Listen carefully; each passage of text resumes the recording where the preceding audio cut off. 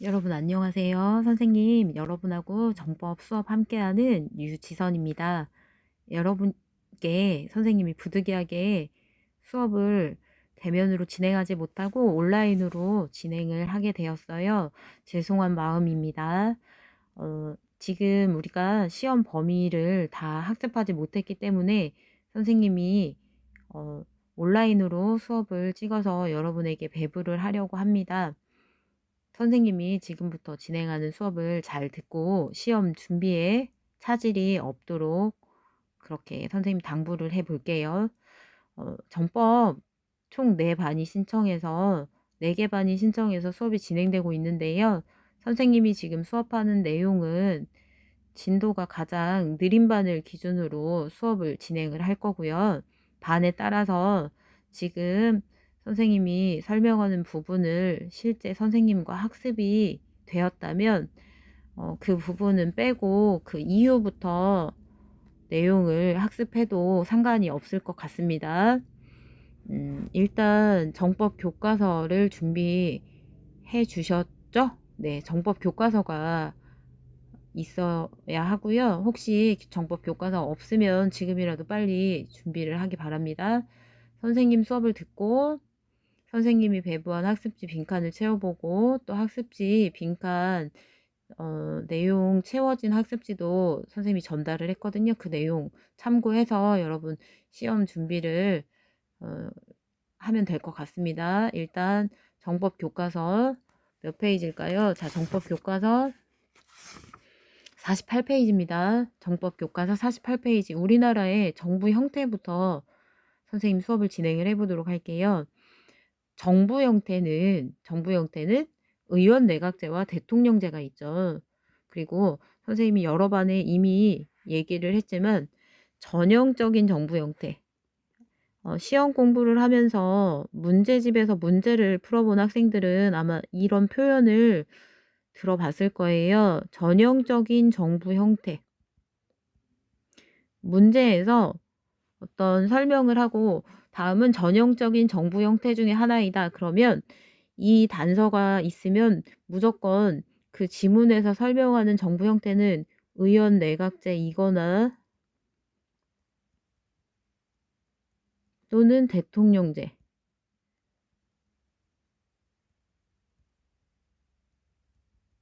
둘 중에 하나에 해당이 된다라고 그렇게 이해를 하시면 됩니다. 그래서 정부 형태와 관련되어 있는 문제를 풀다 보면 이런 전형적인 정부 형태 중에 하나이다 이런 표현이 등장하게 될 텐데 그러면 문제에서는 의원 내각제인지 대통령제인지를 구분해봐라 라고 문제에서 제시하고 있다라고 이해를 하시면 됩니다.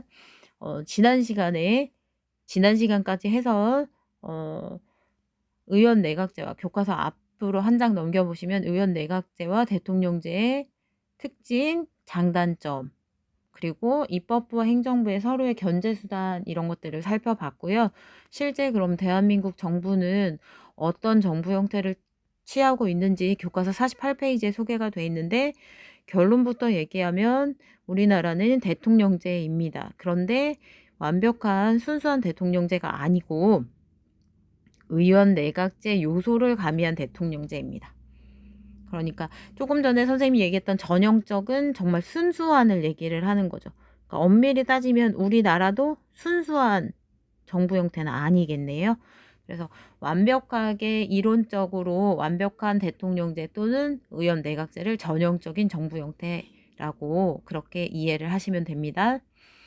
자, 우리나라는 대통령제를 정부 형태로 채택하고 있대 의원 내각제 요소를 가미하고 있는데요.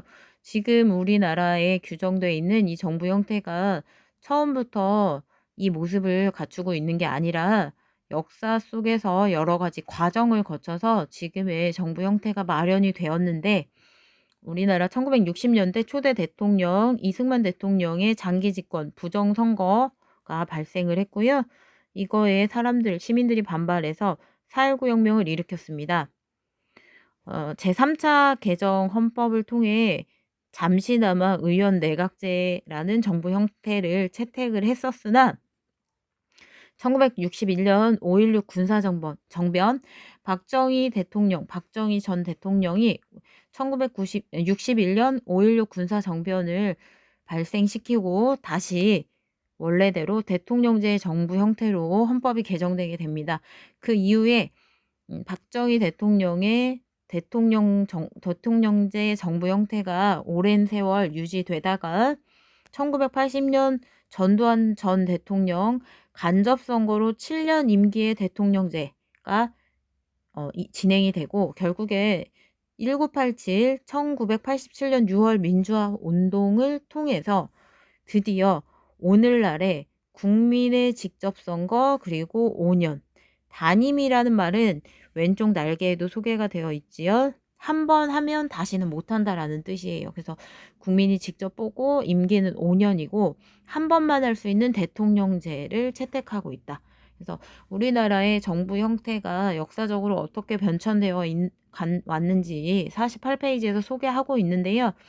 이 내용은 역사적인 내용이기 때문에 우리나라의 실제 지금 현 정부 형태를 이해하는 데에 참고하시면 될 것 같습니다. 그러면 우리나라는 의원 내각제 요소를 가미한 대통령제를 취하고 있다면 우리나라의 정부 형태에 나타나는 의원 내각제적인 요소와 대통령제의 요소를 구분을 할 필요가 있겠죠. 자, 교과서 보세요. 교과서 49페이지 봅시다. 선생님 여러분 실제 얼굴을 지금 보지 못하고 수업을 진행하고 있는데요. 선생님 말에 집중해서 수업을 잘 들어야 합니다. 지금 선생님이 설명하는 부분에 시험 문제와 연관된 내용들의 설명이 있거든요. 그러니까 좀 집중해서 수업에 임하도록 하세요. 여러분 믿을게요, 선생님이. 자, 우리나라 정부 형태 의원 내각제 요소를 가미한 대통령제. 교과서를 보시면 자, 의원 여기 선생님 지금 동그라미 한번 쳐볼게요. 요만큼. 요렇게까지가 우리나라에 나타나는 대통령제의 특징입니다.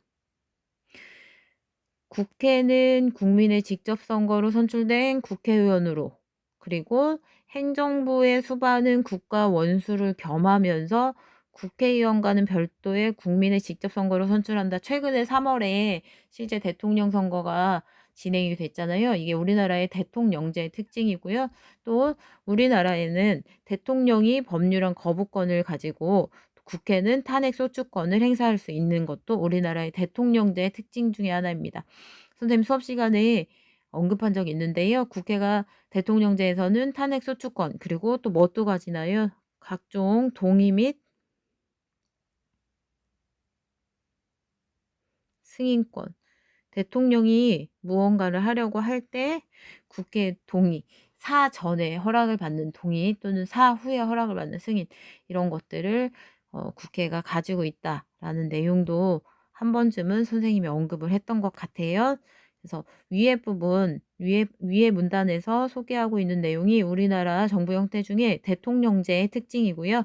자, 그럼 우리나라가 가지고 있는 의원 내각제적인 요소는 어떤 것들이 있을까? 자, 여기 보세요. 하나씩 봅시다. 국회 동의를 받아 대통령이 임명하는 국무총리가 존재한다. 우리나라의 의원 내각제적인 요소입니다. 그리고 자, 국무회의가 헌법 기관으로 존재한다도 우리나라의 의원 내각제적인 요소인데요. 국무회의는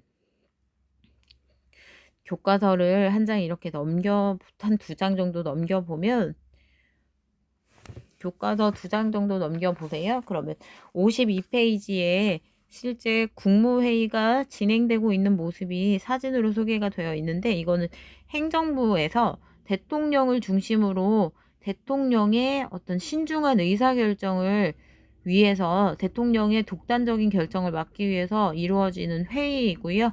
이 국무회의가 우리나라의 헌법기관으로 존재하는데 이것도 우리나라의 의원 내각제 요소의 하나에 속한다라고 이해를 하시면 됩니다. 다시 돌아갈게요. 자, 교과서 49페이지로 다시 봅시다. 자, 교과서 49페이지. 국회의원이 국무총리나 국무위원을 겸할 수 있다. 요거는 선생님이 의원 내각제 요소, 의원 내각제 설명할 때 의원의 강요 겸직이라고 해서 여러분한테 소개를 한 적이 있습니다. 그거에 대한 그런 그 말이고요. 그다음에 국회에서 국무총리와 국무위원의 해임을 건의할 수 있다. 그러니까 국회에서 국무총리나 국무위원은 행정부의 소속의 사람들이잖아요. 국회에서 국무총리나 국무위원을 상대로 대통령에게 해임을 건의할 수 있는데 이것도 우리나라의 의원 내각제적인 요소의 하나입니다. 그리고 행정부의 법률안 제출권, 원래 법률안 제출권은 누가 가지고 있나요?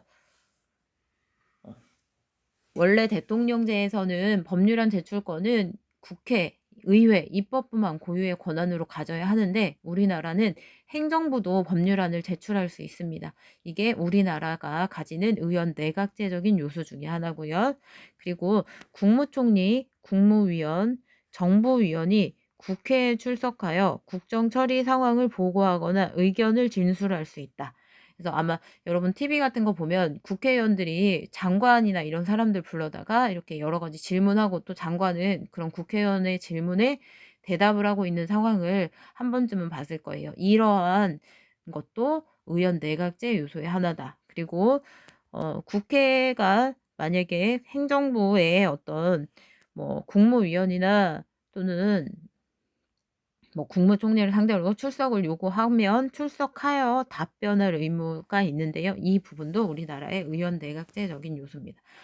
교과서 49페이지에 소개하고 있는 우리나라 정부 형태의 의원 내각제적인 요소와 대통령제 요소 구분을 하고 이해를 하셔야 됩니다. 그래서 우리나라는 기본적으로 대통령제를 취하고 이때 의원 내각제적인 요소가 있다. 예를 들어서 선생님이 다음 중 우리나라의 우리나라의 정부 형태 중 대통령제 요소는 또는 의원 내각제의 요소는 어떤 것이냐 구분해봐라 했을 때 그 구분이 가능해야 함을 여러분에게 안내하겠습니다. 자, 어쨌든 우리나라의 정부 형태의 특징을 대통령제 그리고 의원 내각제 요소로 구분해서 살펴봤습니다. 교과서를 한 장 넘겨보도록 할게요. 자, 교과서 50페이지 우리나라 정부 형태의 변천 과정 소개되어 있는데 이미 48페이지에서 선생님 안내했기 때문에 여러분 참고자 50페이지는 읽어볼 수 있도록 할게요. 51페이지 배운 내용 스스로 확인하기는 배운 내용 스스로 확인하시고요. 51페이지에 사고력 기르기에 나와 있는 이원집 정부제는 프랑스가 이 이원직 정부제를 시도하고 있는데 이건 대통령제와 의원 내각제의 융합의 형태로 전형적인 정부 형태라고 볼 수가 없습니다. 그래서 선생님은 수업하지 않고 그리고 시험에도 출제하지 않았습니다. 공부하실 때 참고하시면 됩니다. 자, 뒤로 넘겨볼게요. 자, 교과서 52페이지예요. 자, 교과서 52페이지. 우리나라의 국가기관이고요. 우리나라의 국가기관 중에 국회까지 선생님 시험에 출제를 했습니다. 자, 국회가 가지는 지위, 국회 구성, 그리고 국회 권한에 대해서 선생님 지금부터 수업을 진행을 해볼게요. 좀 지루하더라도 다시 한번 또 으쌰으쌰 선생님 수업에 집중을 해주도록 하세요. 일단 국회가 가지는 지위입니다. 국회는요, 국민의 대표기관으로 구성이 돼 있어요. 그래서 국회는 국민의 대표기관이다. 그래서 대의기관이다 라고 평가를 받고 있고 국회가 하는 여러 가지 일이 있지만 그 중에 가장 중요한 일은 법률을 제정하는 일입니다. 그리고 국회는 국정을 통제하기도 하는데 국정 통제와 관련해서는 입법부, 사법부, 행정부 중에 입법부, 국회가 행정부의 어떤 정책 시행 이런 것들이 제대로 이루어지는지를 통제하는 역할을 한다라고 이해를 하시면 됩니다. 자, 국회 어떻게 구성될까요? 그 밑에 볼게요. 자, 국회는 어떻게 구성되느냐?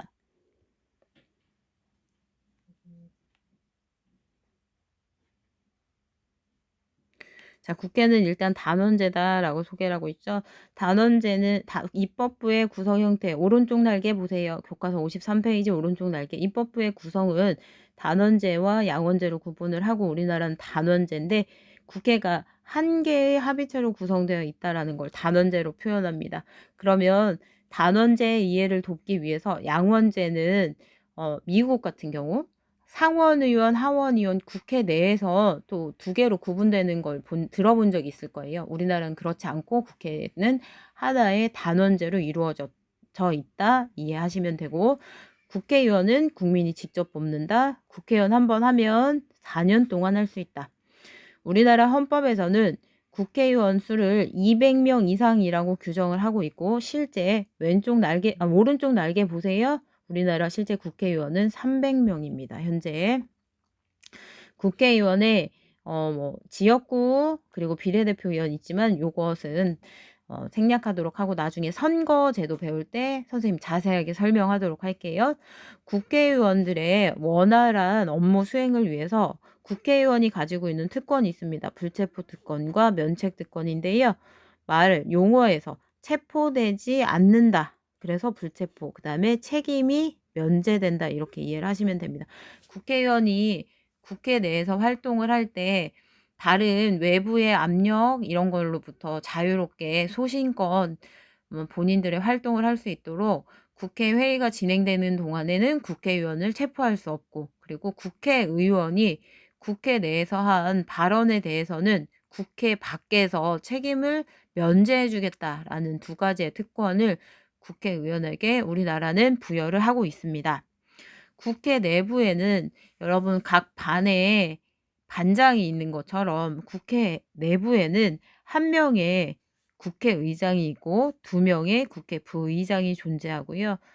여러분 반에 이제 빗대어 설명하자면 반장, 부반장이 되겠죠. 한 반에 반장 한 명, 부반장 한 명이지만 국회에는 반장이 한 명, 부반장 두 명이라고 생각을 하시면 되고, 국회의장과 부의장 임기가 2년입니다. 국회에서 의사결정은 표결을 통해 이루어집니다. 표를 통한 결정이라고 이해를 하시면 되고요. 이 표결에 대해서는 뒷장에서 선생님 조금 더 다시 구체적으로 설명해 보도록 할게요. 국회 내부에는요, 상임위원회와 특별위원회가 존재합니다. 상임위원회와 특별위원회가 설치되어 있는 목적은 전문성을 신장시킨다라는 게 초점이다라고 이해를 하시면 돼요. 국회의원들이 만드는 법은요, 굉장히 다양한 분야에서, 다양한 영역에서 법률을 제정하게 되는데, 국회의원들이 사회 각 영역, 예를 들어서 국회의원들이 법률을 제정하는데 뭐 교육 관련 법도 있고 부동산 관련 법도 있고 또는 또 뭐가 있을까요? 뭐 경제 관련 법도 있다. 그러면 각 영역에 모든 국회의원들이 다 전문성을 갖지 못하잖아요. 그래서 법률안이 제출됐을 때 그 법률의 전문성을 높이기 위해서 국회 내에 존재하는 기관이 있는데 그것이 상임위원회고요. 상임위원회는 항상 존재한다라고 해서 상임위원회고, 특별위원회는 특별히 안건이 발생했을 때 그 특별히 발생한 안건에 대해서 전문성을 높이기 위해서 임시적으로 설치된다라고 이해를 하시면 됩니다. 그래서 항상 존재하느냐, 일시적으로 존재하느냐에 따라 상임위원회와 특별위원회 두 위원회 모두 다 법률의 전문성을 향상시키려고 존재하는 국회 기관이다라고 이해를 하시면 돼요. 국회에는 국회의원 20명 이상이 만들 수 있는 교섭단체도 존재하고요. 이 교섭단체는 국회의 중요한 의사를 협의하거나 조정, 보통 하나의 정당에서 교섭단체 하나를 만드는 형태로 교섭단체가 형성이 된다라고 이해를 하시면 됩니다. 그래서 뭐 원내 교섭 이런 말 혹시 들어봤는지 모르겠어요, 여러분.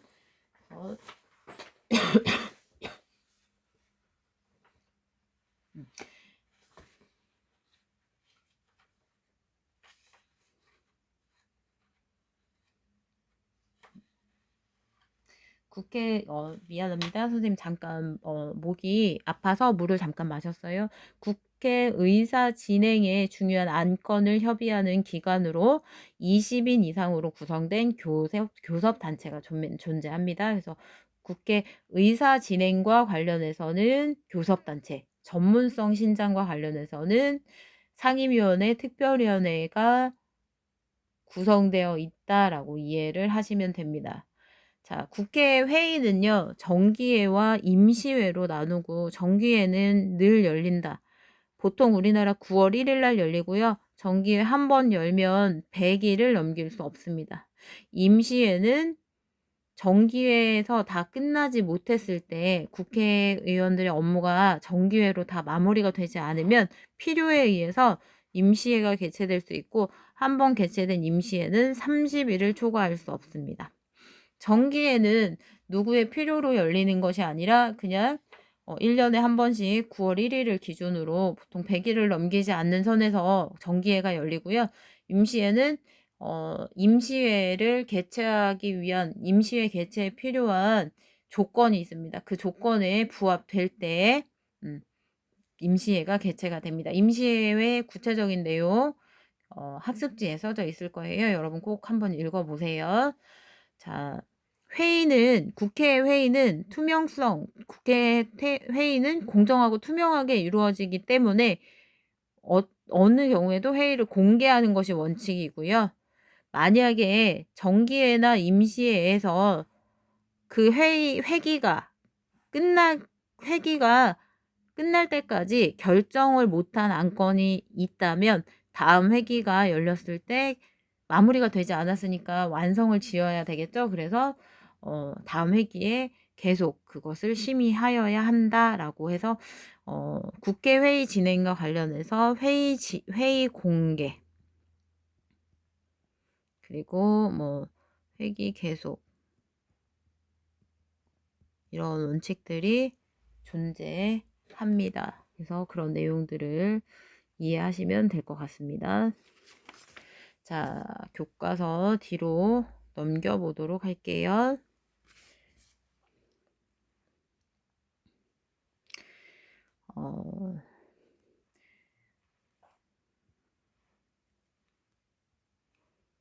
교과서 뒤로 넘기면요, 여러분 시험 범위는 여러분 이미 다 잘 알고 있겠지만 지금 여러분과 선생님이 함께 보고 있는 교과서 55페이지까지 해당되는 내용이고요. 자, 아까 국회에 대해서 설명할 때 국회가 하는 일 중에 법을 제정하는 것이 가장 중요하다라고 했잖아요. 그 입법의 권한과 관련해서 교과서 54페이지에 소개가 되어 있습니다. 그래서 입법과 관련해서 국회의원은 법률을 제정하거나 개정하고 또는 헌법을 개정함으로써 국회의원으로서 입법에 관한 권한을 다하고 있는데요. 자, 법률의 제정 및 개정 절차 그리고 헌법 개정 절차에 대해서 살펴보도록 할게요. 헌법을 개정하면 헌법은 모든 법의 근거가 되기 때문에 헌법의 개정이 미치는 영향력이 커서 현실적으로 헌법 개정이 잘 이루어지진 않지만 이 헌법 개정에서도 국회의원들의 의결 그리고 법률의 제정 및 개정에서도 국회의원들의 의결 절차가 이루어지고 있음을 교과서 54페이지의 내용에서 확인을 할 수가 있습니다. 일단 법률로 제정이 되기 전에 어떤 것을 법률로 만들 것이냐에 대한 법률안 제출은요. 국민은 법률안을 제출할 수 없습니다. 원래 우리나라 대통령제이기 때문에 국회의원만 법률안을 제출해야 하는데 앞에서 선생님이 소개한 것처럼 우리나라가 의원 내각제 요소를 가미하고 있어서 국회의원 10명 그리고 행정부도 법률안을 제출할 수 있습니다. 그리고 하나 더 있네요. 자, 선생님이 이미 형광색으로 표시하고 있는데요. 왼쪽 날개 국회에 존재하는 위원회에서도 법률안을 제출할 수 있습니다. 그러니까 국회 입법과 관련해서 법률안을 제출할 수 있는 건 국회 내의 위원회 그리고 국회의원 10명 이상 또는 행정부에서 법률안을 제출할 수 있고요. 이렇게 법률안이 제출된 법률안이 국회의장한테 갑니다. 아까 국회의장 몇 명이라고 했죠? 1명. 그리고 2년의 임기예요. 자, 국회의장은 이 법률안을 상임위원회에 올려요. 그러면 뭐가 올라갈까요? 전문성이 올라가겠죠. 상임위원회를 지나 여러분 학습지에는 소개가 되어 있는데요. 상임위원회에서 본회의로 가기 전에 법제사법위원회라는 국회 내에 기관이 있는데요. 이 법제사법위원회를 거치게 됩니다. 그럼 이 법제사법위원회는 도대체 뭐를 하는 기관이냐면 법률의 형식, 자구, 체계를 심사하는 기관입니다. 줄여서 법사위, 이렇게 법사위라고 이렇게 읽히기도 하는데요. 여러분 뭐 시조나 시 같은 거 구성할 때도 그 형식을 갖춰야 되잖아요. 마찬가지로 법도 내용도 중요하지만 형식을 갖춰야 하기 때문에 법률의 형식을 제대로 갖추고 있는지 국회 내에서 심사를 하는데요. 그 기관에 법사위, 법제사법위원회가 있고요. 자, 다시 한번 얘기할게요. 법률안이 제출돼서 국회의장을 거쳐 상임위원회에서 전문성을 높이고 법사위를 통과하게 되면 이제 본회의에서 아까 뭘 한다고 했죠? 표로 결정한다. 표결이라는 말을 교과서 앞장 53페이지에서 표현을 했어요. 그러면 표로 결정한다. 몇 표 이상을 받아야 이 법률이 만들어지느냐 안 되느냐. 보통 표결을 통해서 찬성표가 많이 나온 경우를 뭐라고 하냐면 여러분 가결이라고 해요. 통과했다라는 얘기고요.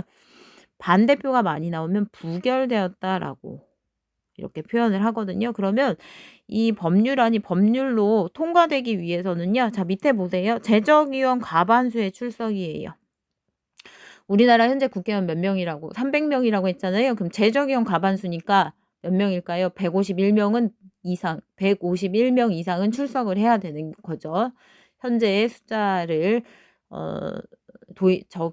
현재 숫자를 대입해서 설명을 하며 그럼 151명이 이상이 출석을 한 상황에서 출석위원 과반수가 찬성을 하면 이제 가결되는 거예요. 그 법률안이 통과하게 되는 거죠. 만약에 제적위원 과반수가 출석하고 그리고 출석한 위원 중에 또 과반수가 찬성을 하게 되면 그 법률안은 대통령에게 갑니다. 그럼 대통령의 시간이죠. 대통령은 지금 선생님이 이렇게 펜으로 그어서 살짝 가려졌는데 15일 이내에 법률안을 공포하거나 또는 거부를 하는 거예요. 법률안 거부권 있죠? 우리나라 행정부에서 법률안을 제출하는 건 위헌 내각제적인 요소고요. 대통령이 법률안을 거부하는 건 우리나라 대통령제의 요소입니다. 그래서 대통령이 이 법률을 필요성이 있군 해서 법률에 대해서 대통령도 동의하면 대통령이 15일 이내에 공포를 하면 되고 대통령은 국회에서 제정한 법률과 좀 뜻을 달리한다면 거부권을 행사할 수 있습니다. 며칠 이내? 15일 이내요. 그러면 다시 이제 국회의장한테 가요.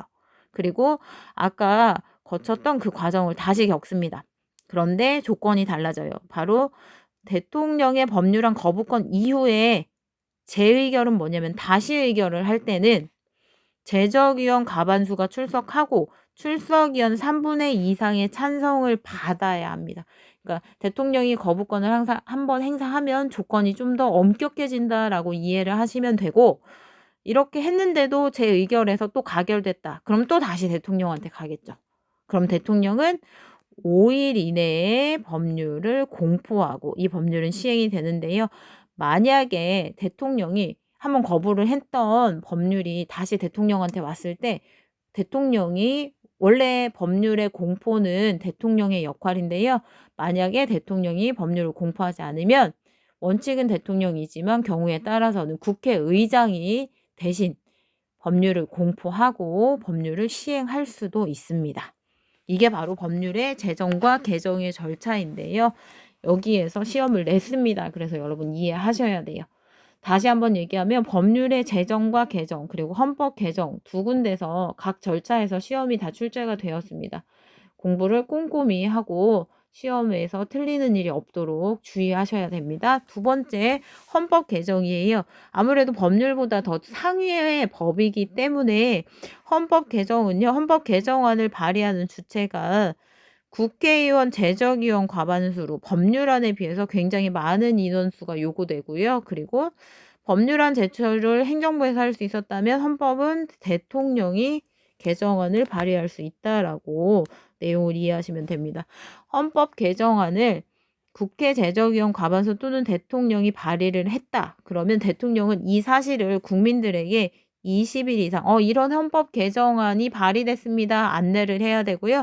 이런 대통령의 공고가 있고 60일, 그러니까 보통 2달 이내에 국회 의결 과정을 거쳐야 합니다. 이 헌법 개정안이 국회를 통과하기 위해서는 출석위원, 제적위원 따지지 않고요. 그냥 제적위원, 국회 제적위원 3분의 2 이상의 찬성이 필요해요. 우리나라로 따지면 300명이니까 적어도 201명 이상은 당연히 출석해야 되고 당연히 찬성을 했다. 그러면 이 헌법 개정안의 의결에서 이제 헌법 개정안이 통과를 하게 되는 거예요. 그리고 헌법 개정은 워낙 중대한 사안이기 때문에 국회 결정으로 끝나지 않아요. 국회 결정에서 제적위원 3분의 2 이상의 찬성을 받게 되면 여기 이렇게 줄이 그어졌네요. 잠깐 요거 지우고. 자, 국회에서 3분의 2의 찬성을 받게 되면 30일 이내에 국민투표에 들어갑니다. 국가는. 자, 국민투표에서 국회의원 선거권자 과반수의 투표와 투표자 과반수의 찬성을 이루어지면 이제 이 국민투표 결과로 대통령이 이 헌법 개정안을 공포하게 되고 헌법이 시행되게 됩니다. 그러니까 법률의 제정과 개정, 법률이든 헌법이든 개정이든 제정이든, 그러니까 법률의 제정 및 개정 그리고 헌법의 개정에 있어서 공포는 대통령의 역할이라고 이해를 하시면 돼요. 법률은 대통령의 공포로 확정이 되고요. 헌법은 국민투표로 확정된다라는 차이도 있음을 내용으로 확인할 수가 있어요.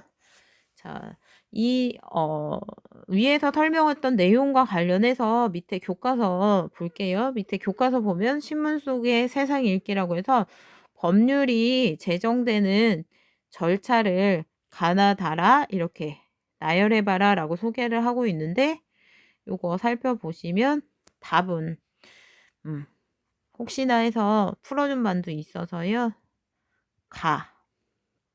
개정안이 발의되고 그 다음에 본회의의 표결, 본회의를 통과하면 그 다음에 정부로 이송되죠. 대통령의 시간이에요.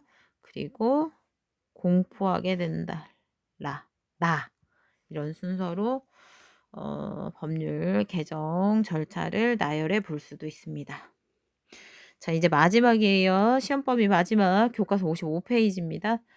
국회는 입법에 관한 권한이 국회에서 행하는 굉장히 중요한 역할이지만 이 이외에도 국정통제의 권한도 가지고 있다고 했잖아요. 자, 교과서 볼게요. 55페이지. 첫 번째 줄 보세요. 국회는 다른 국가기관을 감시하고 견제하는데 특히 행정부를 많이 견제하고 감시합니다. 그래서 국회에서 국정통제와 관련해서 세 번째 줄 볼게요. 자, 예산 심의 확정 및 결산 심사권이라는 걸 행사하게 되는데 이거에 대한 부연 설명 볼게요. 행정부가 예산을 편성하면 이 편성 내용에 대해서 국회가 심의하고 이 예산을 확정해요. 그럼 이제 예산이 정해졌잖아요. 그러면 이거를 이제 정책 같은 거 시행을 하면서 실제 행정부가 또 집행을 해요. 그럼 이 집행에 대한 결산도 보고를 받고 국회가 승인해요. 다시 정리해서 얘기하면 행정부가 예산을 짜면 그거에 대해서도 국회의 심의 확정 그리고 또 예산을 사용하고 예산 집행 후에도 그 집행이 제대로 되었는지에 대한 결산에 대해서도 국회 승인을 받도록 되어 있습니다. 납세 의무, 국민의 의무, 납세 의무 관련해 선생님 여러분께 설명할 때 한번 언급을 했었는데요. 국민에게 국가가 세금을 한씩 지우는 건 국민 입장에서는 부담일 수 있잖아요. 그래서 국민의 대표 기관인 국회에서 실제 세금은 행정부 중심으로 이제 세금을 내야 하지만 이 세금의 종류 그리고 세금의 몇 %인지의 비율은 법률로 정한다. 그러니까 국회가 정한다라고 이해하시면 되고 이걸 조세 법률주의라고 이렇게 설명할 수가 있습니다.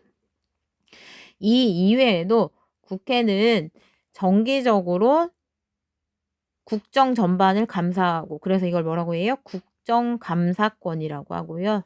경우에 따라서 특정 사안에 대해서 또 국정을 조사합니다. 그러니까 국정조사와 국정감사도요. 정기적이냐 특정하냐. 아까 이런 비슷한 거 있었어요. 뭐? 상임위원회와 특별위원회. 그죠? 하는 역할은 똑같아요. 그래서 국정감사기간 이렇게 들어본 적 있을 거고 보통 정기회가 이루어지는 계절로 따지면 가을에 많이 진행이 된다라고 이해하시면 됩니다. 이런 국정감사와 조사에 필요한 서류를 제출하라고 하거나 증인 출석을 요구하여 질의할 수 있고요. 국회에서는. 그리고 만약에 조사를 해본 결과 문제가 있으면 이걸 바로잡도록 행정부에 요구할 수도 있습니다. 국회는 이 이외에도 헌법재판소 재판관 3인, 중앙선거위원회 위원 3인을 뭐 할 수 있고 뽑을 수 있고 선출할 수 있고 대통령이 국무총리, 대법원장, 대법관, 헌법재판소장, 감사원장을 임명할 때 동의를 해줘야 합니다. 그러니까 동의를 꼭 해줘야 하는 게 아니라 다시 정리해서 얘기하면 대통령이 국무총리, 대법원장, 대법관, 헌법재판소장, 감사원장을 임명할 때 국회의 동의를 받도록 되어 있다. 국회의 권한이니까요. 그렇게 이해를 하시면 됩니다. 이거는 우리나라의 의원 내각제 요소로도 앞에서도 언급이 됐어요. 국회가 대통령에게 국무총리와 국무위원회의 해임을 건의할 수도 있고 또 국회에는 탄핵소추권을 가지죠. 위에서 말했던 국회가 대통령에게 국무총리, 국무위원 해임을 건의하는 건 우리나라의 의원 내각제적인 요소고요. 우리나라의 국회가 탄핵소추를 의결할 수 있는 건 우리나라의 또 대통령제의 요소이기도 하지요. 오른쪽 날개 보면 고위공무원을 대상으로 탄핵소추권, 국회가 탄핵소추를 할 수 있고 그리고 결정은 헌법재판소에서 한다. 여기 고위공무원은 대통령뿐만 아니라 몇 명의 우리나라의 입법부, 사법부, 사법부나 행정부를 대표하는 사람들이 있는데요. 이거는 참고적으로 탄핵 대상까지는 구체적으로 설명하지 않을게요. 이런 탄핵 소추권을 국회가 가지고 있다 정도만 기억을 해주세요. 그 밖에도 국회는 잠시만요. 그 밖에도 국회는 왜 안 나와 또 펜이 갑자기 거의 다 했는데 정말 거의 다 했죠 여러분. 지금 지루할 텐데. 자, 그 밖에 권한 볼게요. 그냥 자, 국회는 대통령이 희한하네. 나왔다. 대통령이 우리나라가 다른 나라랑 조약을 체결할 때 조약 체결 비준은 대통령의 권한이고 이거에 대한 동의권을 또 국회가 가지고 있고요. 국가가 위급한 상황일 때 대통령이 긴급권을 행사할 수 있는데 이 긴급권을 통제할 수 있는 권한도 국회가 가지고 있습니다. 대통령이 경우에 따라서 죄를 지은 사람들을 형량이 남았음에도 불구하고 사면시켜 줄 수가 있는데 이런 대통령의 일반 사면이 이루어질 때에도 국회의 동의를 받아야 합니다. 그리고 국무총리나 국무위원에게 국회 출석을 요구하거나 국회 출석해서 답변을 요구할 수 있는 권한도 있습니다. 이것도 앞에서 우리나라의 정부 형태 특징할 때 선생님 언급을 했던 것 같아요. 자, 국회가 하는 권한들을 선생님이 쭉 소개를 했는데 일단 54페이지에서 소개하고 있는 입법에 관한 권한, 법률의 제정과 개정, 헌법 개정 절차가 좀 복잡해 보이기도 하는데 내용 분명히 아셔야 하고요. 교과서 55페이지에 소개하고 있는 입법에 관한 권한 이외에도 국정통제 그리고 마지막 조약 체결 비준에 대한 동의권 그리고 사면에 대한 동의권 그리고 국무총리와 국무위원에 대한 국회 출석과 답변을 요구할 수 있는 권리까지 해서 55페이지까지가 시험 범위입니다, 여러분. 선생님이 정말 예상치도 못하게 갑자기 온라인으로 수업을 진행하게 됐고 지금 55페이지까지 시험 범위에 해당이 돼요. 선생님이 다음 주 금요일 날 학교에 출근을 할 거고요. 그때 질문을 하고 궁금한 점이 있으면 그때 선생님이 보완해서 설명을 해 줘도 되고, 그전에 만약에 궁금한 게 있으면 선생님한테 질문할 수 있는 방법이 있는지도 모색을 해 볼게요. 일단 여러분이 선생님 영상 그리고 교과서 학습지를 가지고 시험 공부 또 시험 진행에 차질이 없었으면 좋겠거든요. 그래서 음 뭐 선생님 지금까지 선생님 나름대로 좀 자세하게 교과서 내용을 좀 설명을 해 봤는데 여러분이 이해가 잘 됐는지 좀 궁금하고 또 여러분이 보고 싶기도 합니다. 일단 이 내용들 선생님이 지금까지 설명한 내용을 바탕으로 해서 시험 공부를 열심히 진행을 해 주기 바랍니다. 오늘 수업은 여기까지 진행하도록 할게요. 긴 시간 동안 고생 많았습니다.